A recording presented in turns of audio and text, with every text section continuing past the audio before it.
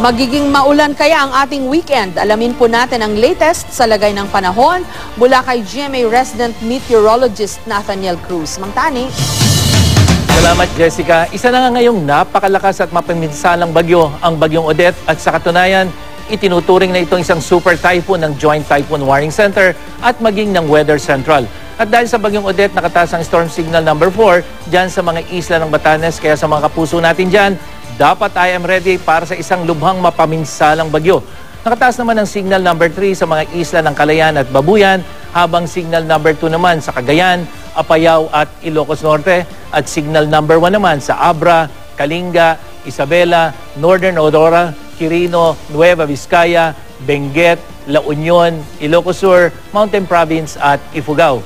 Huling namata ng Pag-asa ang mata ng bagyong Odette sa layong 220 kilometers dyan sa may silangan ng Basco, Batanes, at taglayin dito ngayon na ang napakalakas na hangin umaabot sa 205 kilometers per hour near the center at bugsong hanggang 240 kilometers per hour. Kumikilos ang bagyo pakanluran, hilagang kanluran sa bilis na 19 kilometers per hour.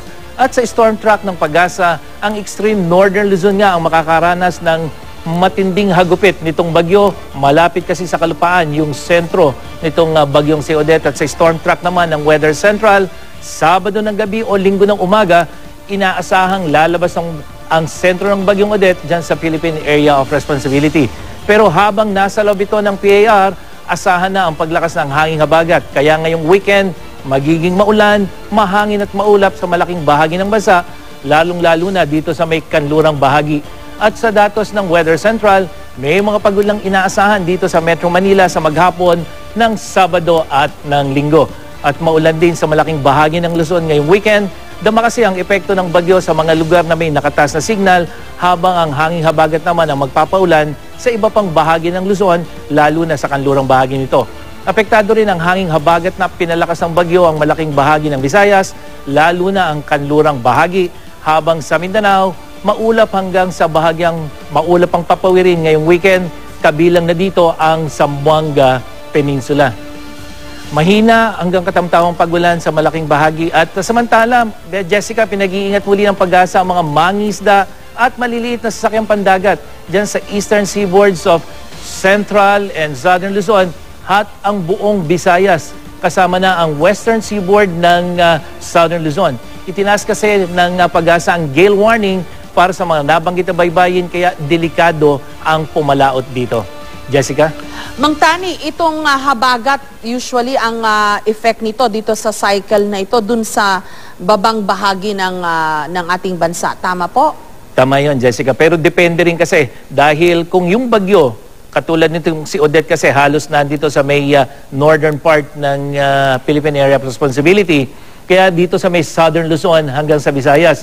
Pero kung yung bagyo ay nasa labas ng PAR hanggang dito sa may Luzon, dala-dala niyan yung epekto ng hanging habagat. So maghihilahan pa rin po ba itong dalawang weather systems na ito, Mang Tani? Hindi na. Ang mangyayari, Jessica, tuloy-tuloy na hihilahin nitong bagyong si Odette yung hanging habagat. Kaya kahit sa araw ng Sabado ng gabi o kaya ay Linggo, nakalabas na yan ng PAR, pero tuloy-tuloy yung paghatak niya ng hanging habagat. Kaya dapat po huwag magtaka yung ating mga kapuso na nakalabas na ng PAR yung bagyo ng Linggo, pero maulan pa rin dito sa Metro Manila at pwede pang hanggang Lunes makaranas pa rin tayo ng mga pag-ulan dito. Okay, sa nakikita ko po dyan sa inyong map, no, Mang Tani, sobrang dami ng arrows in certain parts of the country. That's bad news, no ho? Tama yun, no? Kaya nga itong ganyang kulay na arrow, ibig sabihin niyan malakas na hanging habagat. Kaya dapat maging maingat, hindi lamang po dito sa mga lugar na dinaanan ng bagyo.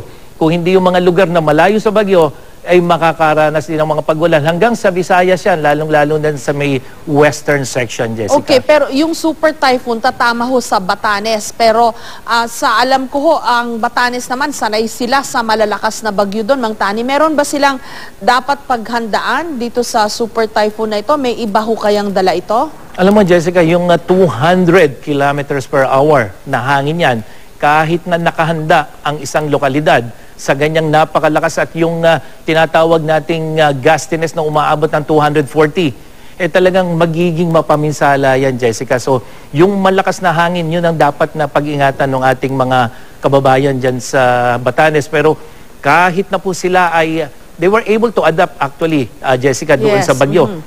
Nabubuhay sila na ang bagyo, halos taon-taon ay dinadalaw sila. Pero bihira pa rin daanan niya ng isang super typhoon. Kaya ganun pa man, talagang dapat pagandaan itong halos buong mundo, Jessica, ay nakatutok dito sa napakalakas na bagyong itong si Odette. Okay, sa atin Super Typhoon Signal number 4. Sa kategorya po, alam ko by numbers yung category 1 to etc. Ano ho ang category niyan sa monitoring po at sa pag-track ng mga foreign weather organizations, Mang Tani? Kung sa hurricane ito ay category 4, Jessica. Hanggang 5 naman yung category nila. Kaya pag category 4, talagang devastating at ganun din yung inaasahan natin dito sa Batanes na kahit nga sila ay nakahanda, kahit sila ay sanay, talagang pagka ganyang kalakas na bagyo ang tatama sa atin, talagang magkakaroon ng pinsala yan. Huwag naman sana. Kaya dapat, kasi kanina, Jessica, yung mga ibang kababayan natin dyan sa Batanes, lalo nung umaga pa, medyo sila ay nagtataka dahil halos wala pa silang nararamdaman. Dahil nung umaga, talagang medyo may kalayuan pa yung distansya nitong sentro nitong bagyong si Odette. At sana naman, kasi ngayong gabi hanggang bukas ng umaga, yan yung critical. Dahil ngayon pa lamang lumalapit sa kanila yung sentro nitong bagyong si Odette. Okay, maraming salamat, Mang Tani. Si Nathaniel Cruz po, ang ating GMA resident meteorologist. At para sa iba pang weather update, bumisita lamang sa gmanews.tv o ang Facebook page ng GMA Weather. At yan ang latest mula sa GMA Weather. Ako po si Nathaniel Cruz para sa I Am Ready, serbisyong totoo ng GMA News.